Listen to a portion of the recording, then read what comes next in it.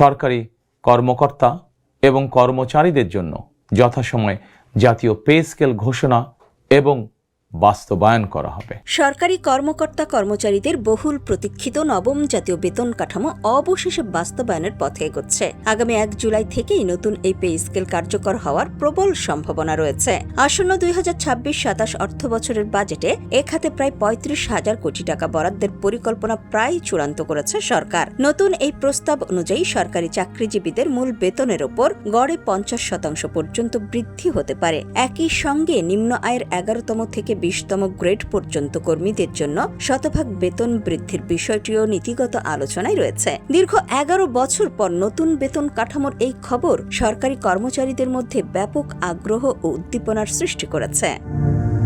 প্রস্তাবিত নবম pay scale অনুযায়ী প্রথম গ্রেডের বর্তমান মূল বেতন 78,000 টাকা থেকে 50% বৃদ্ধি পেয়ে দাঁড়াবে 1,17,000 টাকা। একইভাবে দ্বিতীয় গ্রেডের সর্বোচ্চ বেতন 1,14,735 টাকা এবং তৃতীয় গ্রেডের সর্বোচ্চ বেতন 1,11,600 টাকা পর্যন্ত হতে পারে। চতুর্থ থেকে দশম গ্রেডের কর্মকর্তাদের বেতনও একইভাবে 50% বৃদ্ধির প্রস্তাব করা হয়েছে, যার ফলে দশম গ্রেডের সর্বোচ্চ বেতন 38,640 টাকা থেকে বেড়ে 57,960 টাকা পর্যন্ত দাঁড়াবে।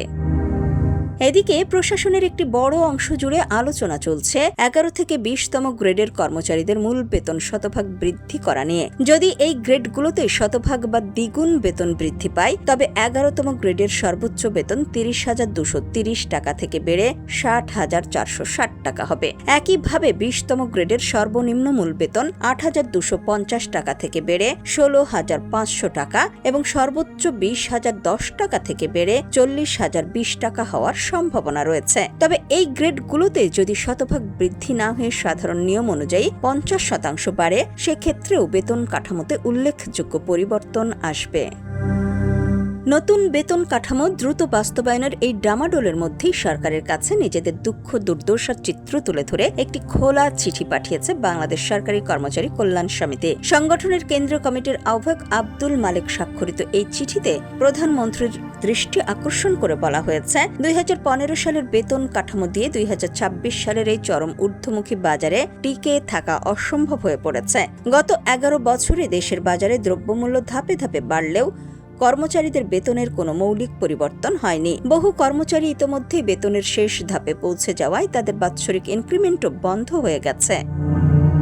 খোলা চিঠিতে কর্মচারীদের পারিবারিক ও সামাজিক সংকটের এক মর্মস্পর্শী বিবরণ দেওয়া হয়েছে। সেখানে বলা হয়েছে, অধিকাংশ কর্মচারী প্রভিডেন্ট ফান্ড কিংবা ব্যাংক ঋণের দায়ে জর্জরিত। প্রতি মাসে কিস্তির টাকা কাটার পর যে বেতন হাতে থাকে তা দিয়ে 10 থেকে 15 দিনের বেশি সংসার চালানো যায় না। গত 11 বছরে 22টি ঈদ পার হলেও অধিকাংশ সাধারণ কর্মচারী ও তাদের সন্তানরা নতুন কাপড়ের আনন্দ উপভোগ করতে পারেনি। কোরবানির ঈদে মাত্র 8 থেকে 10,000 টাকা বোনাস পেয়ে বর্তমান বাজারে কোরবানির গরুর অংশীদার হওয়াও তাদের জন্য স্বপ্নে পরিণত হয়েছে। ফলে আত্মীয় স্বজন ও সন্তানদের কাছে প্রতিনিয়ত মাথা নিচু করে থাকতে হচ্ছে, যা প্রজাতন্ত্রের সেবকদের জন্য অত্যন্ত লজ্জাজনক।